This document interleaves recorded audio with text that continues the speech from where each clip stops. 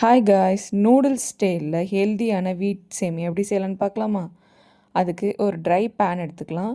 அது நல்லா ஹீட் ஆனதுக்கப்புறம் அதில் ஒரு எக் ஆட் பண்ணிக்கலாம். அதுக்கு தேவையான சால்ட் ஆட் பண்ணிவிட்டு லோ ஃப்ளேமில் நல்லா ஃப்ரை பண்ணிக்கலாம். நீங்கள் ஆயில் வேணுன்னா கூட 1 ஸ்பூன் ஆட் பண்ணி ஃப்ரை பண்ணிக்கோங்க.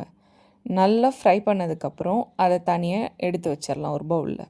அதே பேனில் 1 ஸ்பூன் ஆயில் ஆட் பண்ணிவிட்டு, அதாவது 2.5 ml ஆயில் ஆட் பண்ணிட்டு, எண்ணெய் நல்லா காஞ்சதுக்கப்புறம் கடுகு ஆட் பண்ணிக்கலாம். கடுகு பொரிஞ்சதுக்கப்புறம் கொஞ்சமாக ஜீரகம் ஆட் பண்ணிக்கலாம். ரெண்டும் நல்லா பொரிஞ்சு வரட்டும். அதுக்கப்புறம் கொஞ்சமாக உளுத்தம்பருப்பு, அது கூடவே கொஞ்சமாக கடலைப்பருப்பும் ஆட் பண்ணி நல்லா ஃப்ரை பண்ணிக்கலாம். ஆயில் கம்மியாக யூஸ் பண்ணதுனால லோ ஃப்ளேம்லேயே வச்சுக்கலாம். நல்லா கோல்டன் ப்ரௌன் ஆனதுக்கப்புறம் சாப் பண்ண கார்லிக்கும் க்ரீன் சில்லியும் ஆட் பண்ணி நல்லா வதக்கிக்கலாம். அதுக்கப்புறம் ஒரு அரை வெங்காயத்தை நல்லா சாப் பண்ணி ஆட் பண்ணிக்கோங்க. வெங்காயம் நல்லா வதங்கட்டும். அது கூட கொஞ்சம் சால்ட் ஆட் பண்ணி வதக்கிக்கோங்க.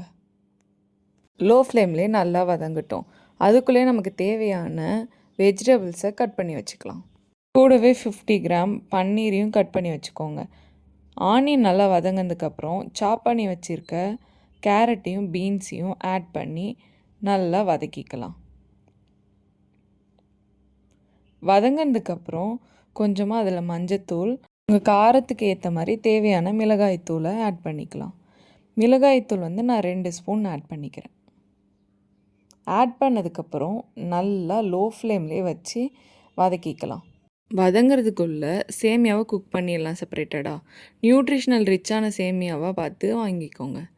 அதுக்கப்புறம் நம்ம ஆல்ரெடி ஃப்ரை பண்ணி வச்சுருக்க எக்கை ஆட் பண்ணிக்கலாம். அது கூடவே கட் பண்ணி வச்சுருக்க 50 கிராம் பன்னீரை ஆட் பண்ணிக்கலாம். ஃபேட்டு இல்லாமல் லோ கேலரியில் வேணும்னா டோஃபு கூட யூஸ் பண்ணிக்கோங்க. நல்லா வதங்கட்டும். நல்லா கிண்டி விட்டுக்கோங்க. வதங்கினதுக்கப்புறம் ஆல்ரெடி நம்ம குக் பண்ணி வச்சுருக்க சேமியாவை இதில் ஆட் பண்ணிக்கலாம். நல்லா கிண்டிடுங்க.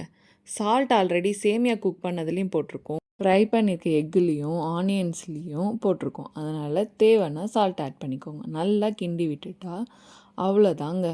சூப்பரான ஹெல்த்தியான டேஸ்டியான பிரேக்ஃபாஸ்ட் ரெடி. வெயிட் லாஸ் பண்ணுறவங்க கூட இந்த பிரேக்ஃபாஸ்ட் எடுத்துக்கலாம். ஏன்னா இது protein rich, nutritional rich, low oil, low corps. இருக்கிறது ஒரு லைஃப். ஹெல்த்தியாக நமக்கு பிடிச்ச மாதிரி சாப்பிட்லாம். தேங்க்யூ ஃபார் வாட்சிங். அப்படியே சப்ஸ்கிரைப் பண்ணிவிடுங்க.